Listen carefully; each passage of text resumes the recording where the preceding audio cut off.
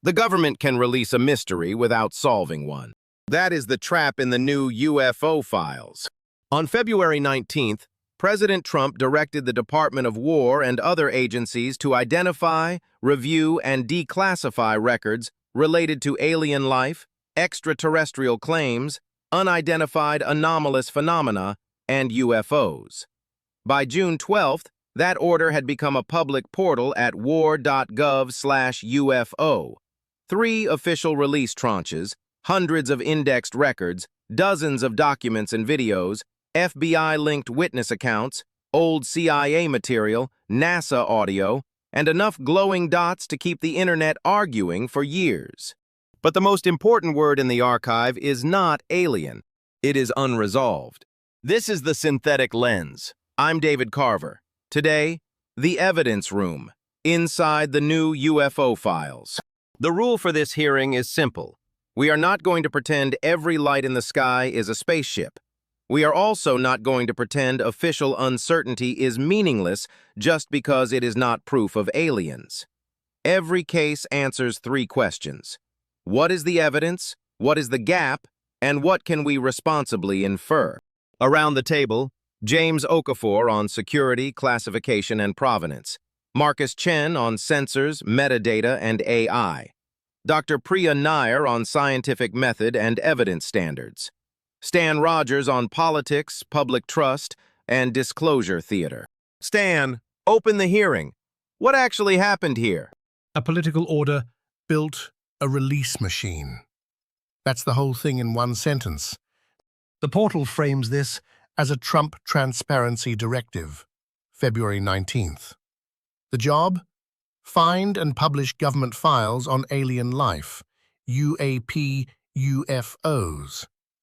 May 8th, the department goes live with the first release under a program they branded Pursue. Presidential Unsealing and Reporting System for UAP Encounters. Somebody in a comm shop is very proud of that acronym. And it wasn't one agency winging it. The rollout came through an interagency frame. The White House, WAR, ODNI, DOE, AARO, NASA, the FBI, and other intelligence community components, with Hegseth quoted publicly and Trump selling it as maximum transparency. Then a second tranche, May 22nd, a third, June 12th. So the first finding is the boring one and also the important one. The archive is real. The order was political. The record set is official. And the numbers. Stan, the draft we came in with said nearly 300. I want to be careful. Then don't say 300. Because the counts move depending on who's counting. The first release was reported at roughly 160 files. Second release, around 64. About 51 videos, a handful of documents, 7 NASA audio files. Third release, 72 records, and even there the breakdown splits by source. CBS counted 53 documents, 10 images, 6 videos, 3 NASA audio. Newsweek described the image set as digital renderings. The official CSV sorts the same 72 by agency, 29 FBI, 18 CIA, 12 Defense, 11 NASA, and so on. So the honest phrasing is Hundreds of records across 3 public tranches, with file counts that vary by how you slice them. Anyone giving you a single clean total is rounding for drama. James, what does the department say these files are? Unresolved records. That word carries the weight. This is a release and declassification process. It is not an announcement that the government solved anything. The department's own framing is deliberately hands-off. These are unresolved records. Many have not been analyzed for resolution, and some descriptions explicitly warn readers not to treat them as analytic judgments. Resolved cases get reported separately, by statute. Plain version, the state is publishing records it has not fully explained. That's significant. It is not an origin claim. And that line has to hold for the whole episode. A file is official because the government released it. That does not make the interpretation inside the file official truth. Those are two different things, and the portal blurs them by putting them on the same web page. First evidence card, then, the archive itself. Evidence. A public WAR.GOV portal. 3 department releases. Interagency participation. Hundreds of records. Mainstream reporting from CBS, The Guardian, Newsweek, Defense Scoop, and others. Gap. Counts vary by dataset. Release does not equal analytic validation. Portal traffic does not equal people, much less belief. Responsible inference. The disclosure process is real. The answer is not. Right, and can I put the ladder up before we go further? Because everything after this depends on it. There are 8 rungs between a file exists and it came from somewhere else. And almost nothing in this archive is above rung 2. Name them. Released record, provenance, chain of custody, metadata, corroboration, prosaic hypotheses tested, anomalous performance established. Origin. The public wants to start at rung 1 and land on rung 8 in the same breath. The data doesn't make that jump. It mostly sits on the bottom 2 rungs, and some of it doesn't clear rung 3. Which doesn't make it worthless, it makes it unfinished. Unresolved in the literal sense, the analysis hasn't been completed, in many cases because the data to complete it was never captured. And unfinished is combustible. The portal passed 1 billion hits after Release 2, more than 1.7 billion after Release 3. The department says so in its own statement. Even granting those are hits and not humans, ambiguity plus official secrecy plus a public portal isn't a quiet administrative act. It's a cultural event with a URL. Which is why this isn't a quick update. Release 3 changed the texture of the story. James, what shifted after the first drop? The first release proved the mechanism worked. The second and third gave it gravity. Release 2 was video-heavy. The Lake Huron shoot-down footage, formation clips near Iran, a Syrian clip that everyone fixated on because the caption used the phrase, instant acceleration. It also carried a blunt caveat. Some of that material lacks substantiated chain of custody. Release 3 widened the room past Pentagon sensors, FBI-linked orb videos, a Western U.S. law enforcement event over 2 days in October 2023, a Colorado case with a vivid first-hand account, a 2008 disk report out of Harare, a CIA panel from the early Cold War, NASA audio. That's not a gun camera reel anymore, it's a public evidence system. And a public evidence system is a different kind of object than a leaked clip.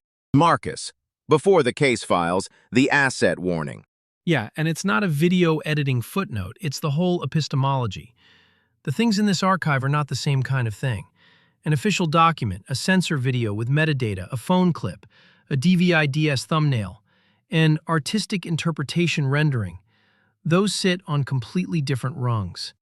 And on a screen, they all look like evidence, because a screen flattens everything to the same resolution.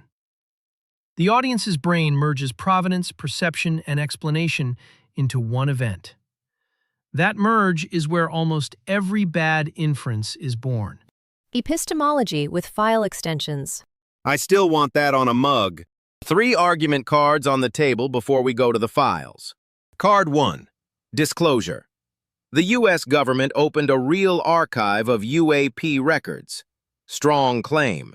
Supported by the portal, the releases, the reporting. Card 2. Validation. The government has confirmed these objects as anomalous craft. Not established. Official record. Possibly credible witness. Vivid video. None of that validates the interpretation of the object. Card 3. Origin. The files prove extraterrestrial technology or recovered craft. Unsupported. NASA's and AARO's standing position is the opposite. No verified evidence of extraterrestrial activity or off-world technology in any case to date. It's the middle card people cannot hold. They've got slots for real and fake. real record, real witness, real uncertainty, unproven interpretation. That's a fourth state, and it's the one most of this archive lives in. And in security work, that state is ordinary. A real report with incomplete confidence. A real track with ambiguous identity. A real concern that precedes a solved case. We work in that space constantly. It just doesn't make television. Which is why the format matters. The archive isn't on trial for being fake. The overclaim is on trial for outrunning the archive. Case File 1. Northeastern Orbs and Orbs Over the Pond. Marcus, the evidence. Strongest visual lane in the packet is the FBI-linked eyewitness orb footage from Release 3. There's a Northeastern orb video, short, under a minute, paired in the manifest with FBI interview documents, and an Orbs Over the Pond clip, described as a plasma-like sphere with changing luminosity and smaller points of light around it. CBS picked up on one of these, a backyard sighting in the Northeast, a witness narrating a brilliant red sphere about the size of a basketball. There's even a line on the audio, somebody saying, "Are you seeing this?" So, official release lane. FBI framing, eyewitness video, associated interview docs. Right. And now the gap, which is bigger than the evidence. Phone video isn't measurement by default. I need range, altitude, lens, exposure, frame rate, the compression history, the weather. What else was in the sky? Aircraft, satellites, Starlink. Without range, apparent motion isn't speed. Without scale, brightness isn't size.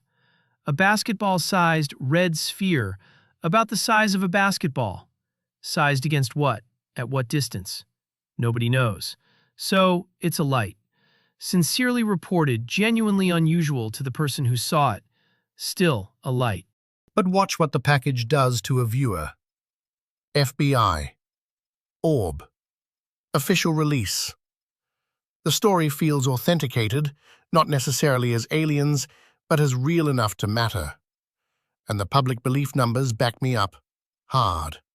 A large majority already thinks the government knows more than it tells, and a meaningful minority already believes aliens have visited Earth. The footage isn't moving people because it's good evidence. It's moving them because it's footage. And that is the failure we're describing. Low information footage can raise certainty faster than it raises knowledge. That's the opposite of what evidence is supposed to do. Good evidence should make a careful person more calibrated, not more sure. Let me force it. Marcus, does the Northeastern orb footage prove extraterrestrial visitation? No. No. It proves the government will now publish the kind of thing people used to assume it buried. Politically, that's not nothing. It's just a different sentence than aliens. One security note before we move. Even if every orb resolves to a drone, a flare, a reflection, a satellite, the reporting pathway still matters. If federal files are collecting ambiguous observations, you want a system that sorts them fast and honestly. As long as sorting doesn't quietly become storytelling.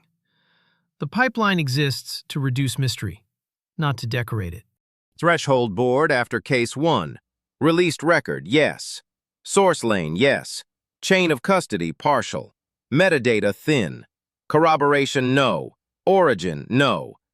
Case file 2. The Western United States event. James, this is the strongest testimony package in Release 3. Walk us in. It's the strongest because it has multiple official components, not one. Narrative statements from federal law enforcement special agents, a notional map, AARO material, FBI digital renderings, and 2 recreation videos built from the descriptions. The reported event spans 2 days in October 2023 over a sensitive national security site in the western U.S. The account is dramatic. Orange and red lights, coordinated movement, smaller lights emerging from a larger one. One witness, quoted by CBS, described it as grapes being expelled from a basketball. That's a vivid line. It's also exactly the kind of line that eats an entire story if you let it. Evidence? Official records in the release package, law enforcement witness statements, renderings, a map, recreations based on first-hand description. Now the warning label. Marcus. The warning label should be the size of the screen. Those recreation videos are not incident footage. The department's own term for them is artistic interpretations. They're renderings. The same is true of the Colorado sketch and the others. The FBI literally captioned them as artistic interpretations based on a witness account. If you put those on screen without saying that, every single second, you are manufacturing evidence inside the audience's head. A recreation is an interpretation with pixels. It is a drawing that moves. And a drawing cannot be wrong about physics because it was never measuring anything. It was illustrating a memory. And the witnesses matter, which is why I want to be precise rather than dismissive. Federal agents can be credible. Trained observers can be careful. That supports sincerity and some baseline reliability about what they experienced. It does not supply distance, object size, acceleration, material, or propulsion. Training your eye is not the same as calibrating an instrument. The pushback writes itself. So you're calling trained law enforcement officers liars? No, and that's a false binary doing a lot of work. The options aren't lying or alien craft. A person can be completely honest and still misjudge scale against a dark sky. They can accurately report the experience and still lack the instruments to interpret it. Honesty and measurement are different axes. And from a collection standpoint, honest reports are still worth having. You gather them because patterns might emerge across them. You just don't let any single one validate itself. The gap, then. No original visual capture in the assets we're discussing. The motion assets are recreations. No sensor corroboration in the public packet. Chain of custody and metadata limited by redaction. And if there was other sensor data behind this, the public version needs enough metadata to be usable. Otherwise, you've got a high-quality story bolted onto a low measurement base. And the story carries weight the base cannot hold. Responsible inference? A legitimate case for investigation. Federal witnesses, official documents, repeated detail across 2 days. You cannot wave that off as internet noise. And it still lands on unresolved. No origin established, no extraordinary performance established from the public evidence. Threshold board. Witness record, stronger. Institutional provenance, stronger. Direct imagery, weaker than it looks because renderings aren't footage. Origin, 0. That's the whole episode in one case. It isn't nothing. The overclaim is the danger. Case File 3, Military Sensor and Airspace Events. Lake Huron, the Iran Formation, the Syria clip. James, why does this lane matter even if we never say aliens? Because an unknown and controlled airspace is a problem before it's a mystery. A balloon is a problem. A drone is a problem. A sensor ghost is a problem if somebody scrambles on it. You don't need an origin to have a consequence. Release 2 carried the bulk of the video, about 51 clips.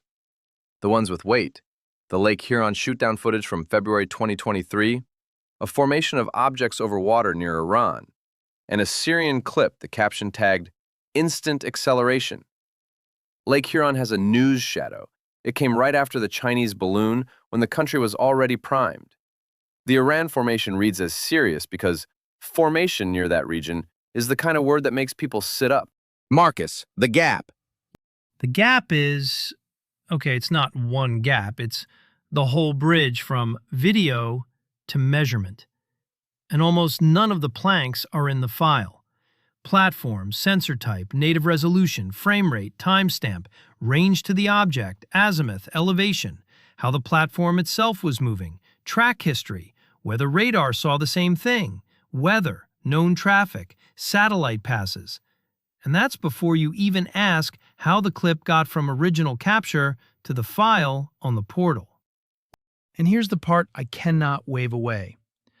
The Release 2 descriptions say, in places, in the government's own words, that the chain of custody isn't substantiated, and that some media was digitally altered before upload and is presented as received.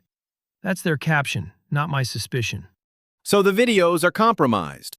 No. See, that's exactly the jump I won't make either. Altered is not fake. A file gets cropped for privacy, compressed for upload, stabilized so a reviewer can stand to watch it. Every one of those is a normal, boring transformation, and every one changes what you're allowed to read off the pixels afterward. I cannot tell you the chain is clean. I cannot tell you it's dirty. I can tell you it's unsubstantiated. And those are three different sentences that people keep collapsing into one. Read the caveat exactly. Unsubstantiated chain of custody means low evidentiary weight.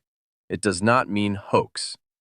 People hear the caveat and round it straight to confession. And the discipline move is the unsatisfying one. Not, therefore worthless, just, therefore it cannot hold the weight people want to set on it. Here's where I push, because the three of you don't actually agree, and I don't want it smoothed over.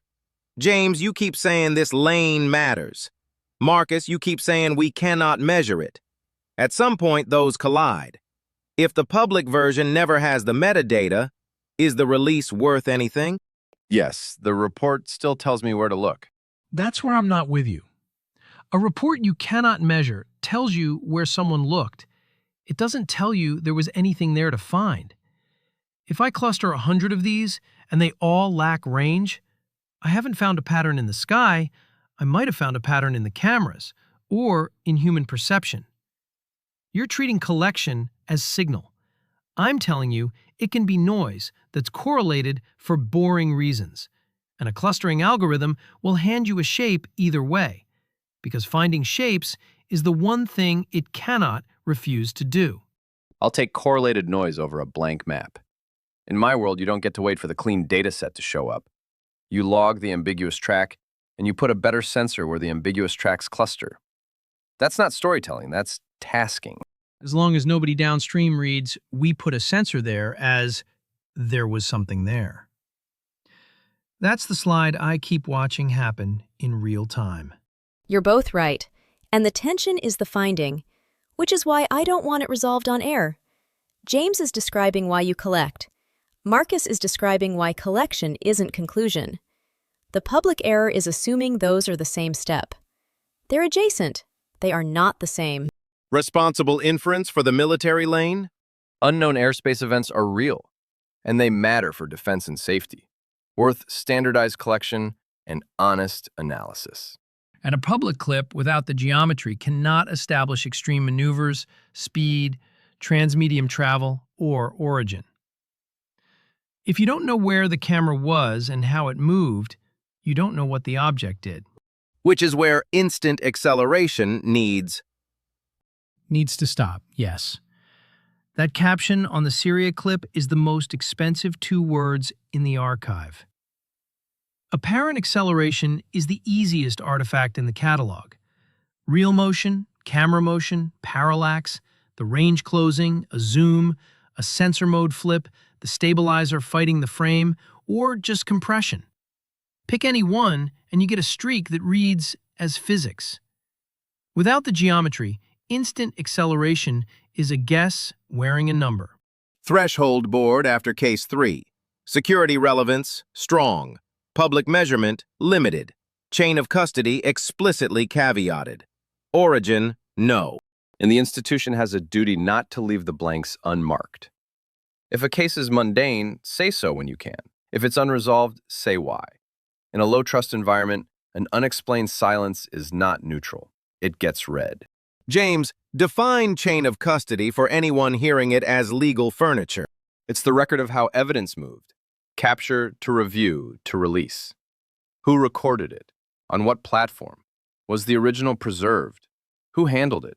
Was it edited, compressed, clipped, re-encoded, captioned, re-uploaded through another system? Are there timestamps? Hashes? Can the public file be tied back to the original event? In court, that's how you establish that evidence is what it claims to be. In intelligence or science, it's how you decide what weight it deserves. Weak chain doesn't mean the event didn't happen. It means the artifact cannot carry much. And alteration isn't automatically sinister. I want to keep hammering that because the word does damage. A file can be cropped for privacy, compressed for bandwidth, stabilized for review, redacted for security. But every transformation costs you inference. If a pixel moved after capture because of compression or stabilization, you cannot then read that pixel as object behavior. You'd be measuring the edit, not the sky. And redaction isn't narrative confetti either. The black box might hide a name, a facility, a sensor spec, or a completely irrelevant privacy field. The existence of the box tells you nothing about what's under it. Politically, though, black bars are gasoline. People spent decades being trained to read official silence as confession. You cannot release a portal full of redactions into that public and act surprised when they fill the boxes with aliens. Which is why the state has to label the kind of silence. Privacy silence, censor silence, classification silence, uncertainty silence. Those are 4 different things, and an unlabeled black bar lets the audience pick the most exciting one. Hearing rule, then. Caveat precisely. Don't inflate it into cover-up. Don't dismiss it as paperwork. Case File 4. Colorado Springs. The Potato. Priya, the nickname is silly, but the case is a humility machine. It is. 2022, near Colorado Springs, over Cheyenne Mountain. 5 U.S. Army intelligence officers reported a potato-shaped object, creamy, whitish, opalescent, translucent, with a slight shimmer. The detail that stops you is in the report itself.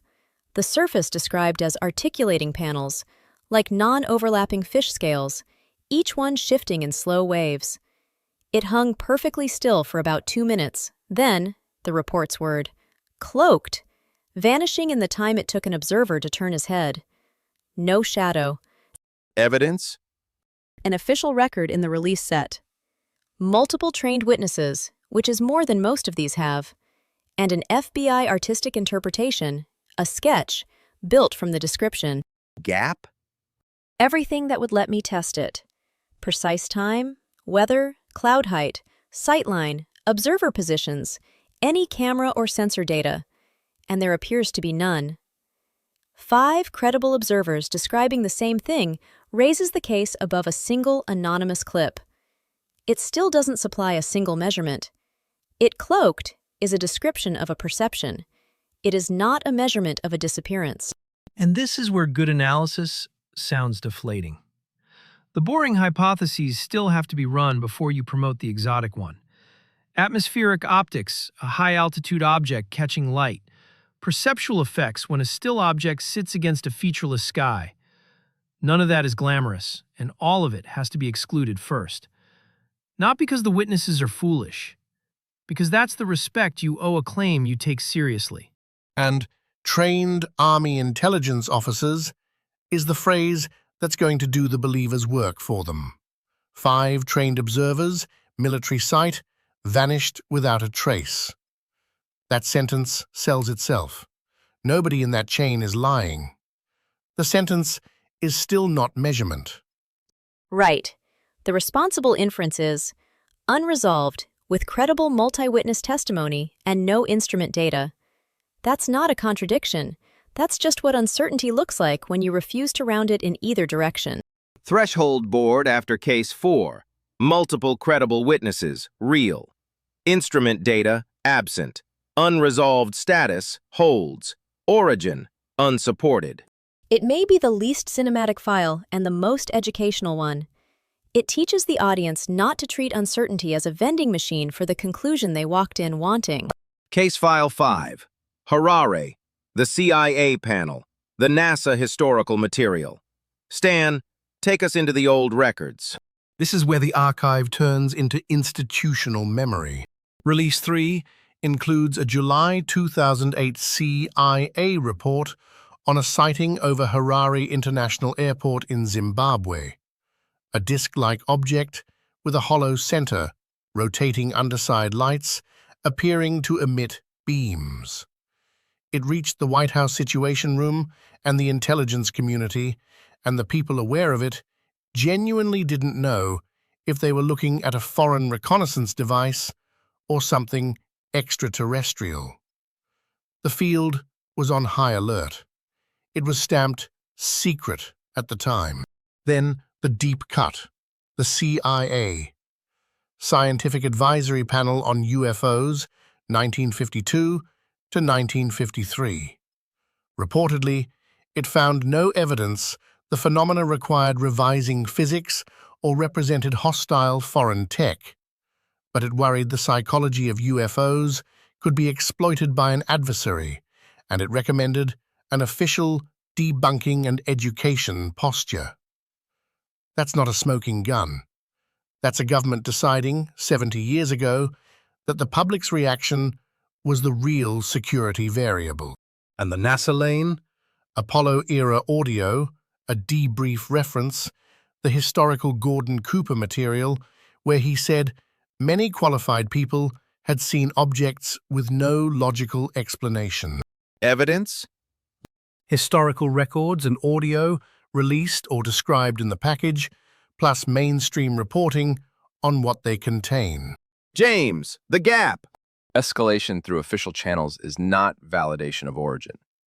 A report reaching the Situation Room tells you the government thought it worth attention.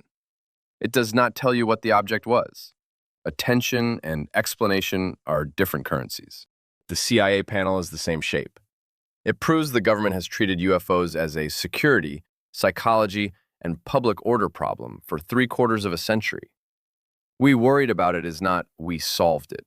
And the panel's own reported conclusion leans skeptical on both hostile foreign tech and novel science. The NASA audio has the same ceiling. Astronaut-era remarks are historically fascinating and evidentially thin. A dramatic quotation can be entirely true as a quotation and weak as data. Cooper saying qualified people saw unexplained objects is a real sentence about belief and observation. It is not a calibrated measurement of anything. And the Apollo lane is the most vulnerable to bad visuals in the whole archive. A dot, a chip on a lens, an offhand radio remark, a debrief joke, an internet caption, and you've got an alien starbase story before anyone checks the source. Treat that material as historical color, not evidence. It's the part most likely to get screen grabbed out of context. Responsible inference? Continuity. Governments have managed UFO reports for decades as a blend of evidence, security, psychology, and public trust. That continuity is real and genuinely interesting. But continuity doesn't accumulate into proof. A long history of ambiguous reports is not one well-evidenced extraordinary case. It's a long history of ambiguous reports. Hold there. Because this is the hinge. The public treats accumulation as proof. Enough cases. Surely one must be real. Priya, is that valid? Not on its own. Quantity matters if the cases are comparable, well-documented, independently corroborated. A pile of low-information cases does not spontaneously become a high-information case. 10 blurry videos don't equal 1 calibrated multi-sensor track. 100 sincere reports don't generate range data if not one of them measured range. You cannot sum your way out of missing instruments. Patterns can still steer collection. Cases clustering by location, time, platform, sensor, that tells agencies where to put better instruments. Patterns earn investigation. They earn it. They don't conclude it. That's the whole discipline in one distinction. And that's the synthetic lens turn, where AI helps and where AI lies to you. The methods bench. Marcus, if you got to build the analytic layer for this archive, what does it do? 4 things, and they're boring on purpose. 1. Standardize the record. Every report gets structured fields: time, location, observer position, sensor type, weather, duration, bearing, platform motion, camera details, chain of custody status. Narrative is valuable. Narrative alone is a story. 2. Correlate. Air traffic, drone notices, satellites, Starlink passes, weather balloons, astronomical objects, lightning, radar, infrared, acoustics if you've got them. Most anomalies have an alibi if you bother to check the calendar of the sky.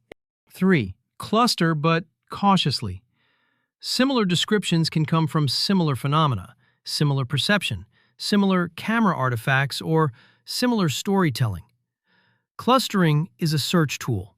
It is not a verdict, and the moment you treat it as a verdict, it starts inventing things. 4. Test the prosaic hypotheses before escalating the mystery. Starling flaring, parallax, forced perspective, compression artifacts, birds, balloons, drones, aircraft lights, reflections. AARO has already published exactly this kind of unglamorous work. Starling flaring, forced perspective, parallax. Because those aren't footnotes. They're the main failure modes. And what cannot AI do? It cannot invent missing range. It cannot calibrate a sensor after the fact when the data was never captured. It cannot convert a witness's certainty into altitude. It cannot pull origin out of a glowing pixel. And if you train it on ambiguous reports without discipline, it will find patterns. Not because the patterns are real, but because pattern finding is the only thing it knows how to do. Point it at clouds and it finds faces. That's not insight. That's the machine doing what machines do. Anomaly detection is not truth detection. A system can say, "This report is unusual relative to the database." That is a sentence about the database. It is not a sentence about the sky. Priya. NASA's UAP frame is almost aggressively boring. Better data, better sensors, better methods. Boring is how reality gets measured. NASA's independent study asks what data exists, how future data should be collected, how the science moves forward. The recurring theme isn't revelation, it's data quality. Calibrated measurement, sensor metadata, standardized reporting, transparent method. And AARO's public posture, as summarized across the reporting, is the same discipline. No verified evidence that any case demonstrates extraterrestrial activity or recovered off-world technology. Many cases prosaic. Others unresolved because the data is simply insufficient. And AARO's paperwork explains why declassification isn't a magic wand. AARO can facilitate review, but original classification authorities still control many release decisions. So the archive is shaped by security law, agency ownership, privacy, and technical sensitivity, not only by curiosity. The shape of what's missing isn't always a cover-up. Sometimes it's jurisdiction. And the boring AARO material is useful precisely because it punctures the mythology. They're materials analyses where supposedly exotic specimens come back as ordinary terrestrial manufactured alloys. The Starlink flaring work. Forced perspective. Parallax. Those aren't side quests. They're the standard lanes you check before promoting any case. And most cases don't survive the checking. Which is why debunking is the wrong emotional word. Testing the mundane explanation isn't contempt for the witness, it's respect for the claim. Survive the boring tests, and a case gets more interesting. Fail them, and you've still learned something true. And when agencies skip the explanation, people read the boring tests as excuses. That's the trust problem in a sentence. "We need better metadata" is an honest answer that sounds, to a primed public, like a brush-off. It may be the only honest answer. I agree. I'm just telling you honesty has a communications problem here. If institutions spent decades classifying, denying, and mocking, then a portal full of careful caveats lands in a population that's been trained to distrust caveats. Distrust may explain why people overread the files. It doesn't license overreading them. No. But if the state publishes uncertainty without explanation, it shouldn't act shocked when the public converts that uncertainty into mythology. Release 3 came with 1 billion-plus hits, and a poll where 8 in 10 already think you're hiding something. That's the room you're releasing into. Public trust. Stan, the traffic numbers and the poll. What can we actually say? On traffic. Say attention, not belief. 1.7 billion-plus hits after Release 3 is the department's own figure, and hits aren't people. Bots, repeat visits, embedded assets, scrapers, refreshers. But don't dismiss it either. It tells you the archive itself became an event. Official ambiguity drew planetary-scale attention without a single confirmed alien claim. On belief. Coverage of CBS News/YouGov polling gives the shape. Roughly 8 in 10 say the government knows more than it's telling. 63% think there's intelligent life elsewhere. More than 1 in 5 think aliens have visited Earth. That crosses party lines, which almost nothing does anymore. So the public story isn't only what was in the sky. It's what happens when an institution publishes uncertainty into a low-trust culture. Exactly. Trump is the catalyst, not the whole story. Make this episode only about Trump, and you shrink it. The real shift is institutional. The state used to say, "Nothing to see here." Now it's saying, "Here are records we haven't resolved." That changes the politics of belief, and the poll is the receipt. It also changes the institution's obligations. If you release a file, you owe its evidence status. What's primary? What's a recreation? What's redacted and why? What has chain of custody and what doesn't? What's been analyzed versus merely posted? Skip that and The public runs its own analysis with worse tools. And usually reaches a stronger conclusion than the evidence allows. Fewer tools, more certainty. That's the pattern the whole episode keeps hitting. Let's test the main overclaims. Fast. 1. The government admitted UFOs are extraterrestrial. False. The standing NASA and AARO position is the opposite. No verified evidence of extraterrestrial origin. 2. Redactions prove a cover-up. unexpected redactions protect names, locations, sensors, facilities, methods. A redaction is not an alien-shaped hole. 3. Official release means the footage is authenticated as anomalous. Too broad. Release may authenticate that the record is in the set or that the file is what the archive says it is. It does not authenticate every interpretation of the object. 4. A credible witness means accurate physics. No. Credibility supports sincerity and maybe observational care. It does not create missing measurement. 5. If it's not aliens, it doesn't matter. Also false. Unknown airspace events matter for safety, defense, training, sensor reliability, adversary collection, and public trust. Plenty at stake before you ever reach origin. 6. I can solve it. AI can triage, cluster, correlate, extract metadata, flag the mundane. It cannot manufacture the data the original event failed to capture. No model fixes a measurement that was never taken. The verdict. Archive, established. Public attention, established. Genuine unresolved records, established. Case-level validation, mixed and limited. Extraterrestrial origin, not established. That's not a boring verdict. It's a more adult one. And a more durable one. Sensational claims collapse the moment the evidence won't hold them. Disciplined uncertainty survives new data because it was built to. And new data should be welcomed. If future releases bring stronger sensor records, real chain of custody, independent corroboration, solved cases, the board moves.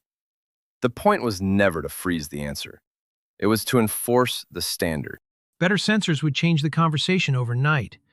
Calibrated optical, plus radar, plus infrared, plus known platform motion, plus weather, plus traffic exclusions. That's a different species of record than a cropped phone clip. The mystery might survive all of it, but it'd be a better mystery. A better mystery. That might be the most honest aspiration in the room. Not a mystery inflated by bad inference. Not a mystery erased by contempt. A mystery disciplined enough to become evidence. Final round. One sentence. What should the audience hold on to when the next file drops? James. Unknown airspace events deserve investigation.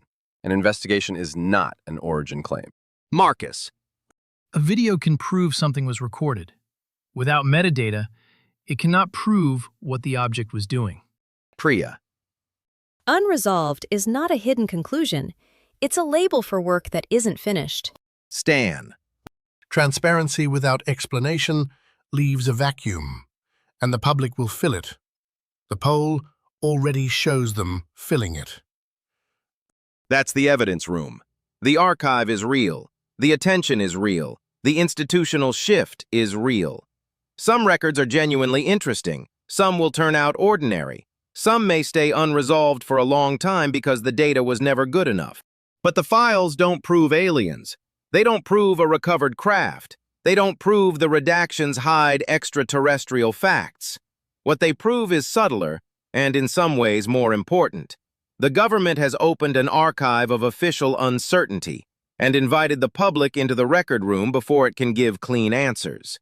And in that room, every glowing dot becomes a test of what was in the sky, yes, but also of what our institutions can explain, what our tools can measure, what our politics can resist, and what our imaginations do when the evidence stops short. Unknown is where investigation begins. It is not where thinking ends. For the Synthetic Lens, I'm David Carver.